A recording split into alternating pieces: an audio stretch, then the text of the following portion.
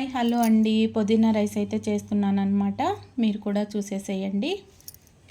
ముందుగా ఒక పెద్ద కట్ట పుదీనానైతే చిన్నగా ఒలుచుకొని ఇలా నీట్గా వాష్ చేసుకొని ఒక గిన్నెలోకి అయితే తీసుకున్నానండి. ఇప్పుడు మిక్సీ జార్లోకి వేసుకుంటున్నాను. కారానికి తగినట్టు ఒక 4-5 పచ్చిమిరపకాయలు అయితే తీసుకున్నాను అనమాట. ఒక గుప్పెడు కొత్తిమీర, కరివేపాకు, రుచికి తగ్గట్టు సాల్టు, ఇవన్నీ మిక్సీ గిన్నెలో వేసేసి మిక్సీ పట్టుకొని పక్కన పెట్టుకున్నామండి. కావాల్సినటివి బియ్యము మనం వేసుకునే క్వాంటిటీని అయితే ఒక కప్పులకైతే కొలతగా తీసుకొని ఇవి ఇప్పుడు ఒకసారి వాష్ చేసేసి అలా పక్కన పెడతాము. నానుతూ ఉంటాయి బియ్యం అయితే. ఈ పోపు అంతా వేగే లోపల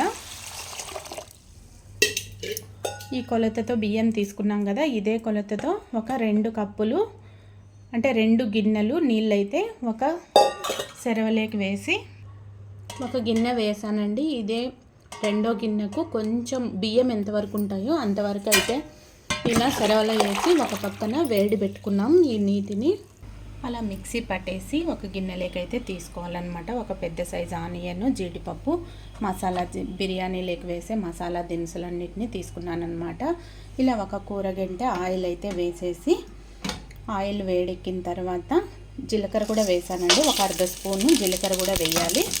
వేసిన తర్వాత అవి చిట్లిన వెంటనే ఆనియన్, జీడిపప్పు అయితే వేసి కాస్త ఎర్రగా వేపుకున్నాం. ఆనియన్ అలా కాస్త వేగిన తర్వాత అల్లం వెల్లుల్లి పేస్ట్ అయితే కొంచెం వేసి పచ్చి వాసన పోయే వరకు అలా అయితే వేసుకోవాలండి. ఆనియన్ బాగా ఎర్రగా వేగిందండి. ఈ టైంలో కొంచెం పసుపు వేసేసి అలా కలిపి ఈ పుదీనా పేస్ట్ అంతటిని వేసి మూత అయితే పెడదాము. కాసేపు అంతా పేస్ట్ నీట్గా అలా వాటర్ అంతా వెళ్ళిపోయి నీట్గా ఉడికిందాక పెడదాము. ఇటు సైడ్ అయితే నీళ్ళు అయితే వేడి పెట్టానండి. మూత పెట్టి వేడి పెట్టాను. మసాలా వేగే లోపల నీళ్లు కాగుతాయి. ఈలోగా బియ్యం అయితే నానాయి కదా, వాటర్ అంతా పక్కకు తీసేసుకున్నాము. నీళ్ళు అయితే వంపేద్దాం పక్కకి. పుదీనా నీట్గా వేగి అలా ఆయిల్ అయితే పైకి తేలిందనమాట. ఈ టైంలో 1 స్పూన్ ధనియాల పొడి, గరం మసాలా 1 స్పూన్ వేసి అలా అంతా ఒకసారి కలిపేసి ఈ బియ్యాన్ని అయితేనా వేసేద్దాము. ఇలా మొత్తం పుదీనా పేస్ట్లో అయితే వేసి 2 నిమిషాలు అయితే ఇలా ఉన్నిచ్చిన తర్వాత చూడండి, మనము ముందుగా పెట్టిన వేసురు అయితే తెలుతుందనమాట. ఇవైతే మొత్తము ఈ రైస్లోకి వేసేసుకున్నాము.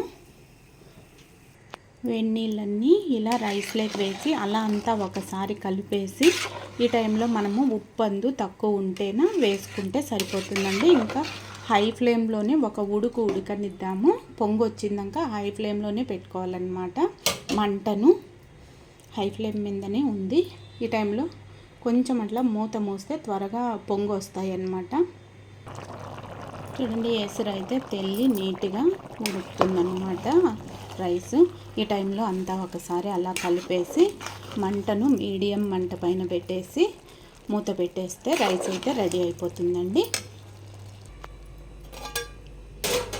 చూడండి, 10 నిమిషాల తర్వాత చూస్తే పొడిలాడే పుదీనా రైస్ అయితే రెడీ అయిపోయిందండి. చూడండి, రైస్ కూడా ఉడికిందనమాట. మరీ మెత్తగా లేకుండా అలా పొడిగా అయితే ఉంది. ఏ రైస్తో అయినా బాగుంటుందండి పుదీనా రైస్ అయితేనా. డైజెషన్ కాని వాళ్ళకు ఇలా అయితేనా పుదీనా రైస్ సూపర్గా ఉంటుందన్నమాట. చిన్నపిల్లలైనా పెద్దలైనా బాగా తింటారు ఇష్టంగా. ఫైనల్గా అయితే కొంచెం కొత్తిమీర చల్లేసి పైన 1 స్పూన్ నెయ్యి వేసి స్టవ్ ఆఫ్ చేసేస్తే రెడీ అయిపోతుందన్నమాట. ఇంతే అండి. ఇలా మీరు కూడా ఒకసారి ట్రై చేయండి. ఈ వీడియో కనుక నచ్చినట్టయితే లైక్, షేర్, సబ్స్క్రైబ్ అండి. Bye friends.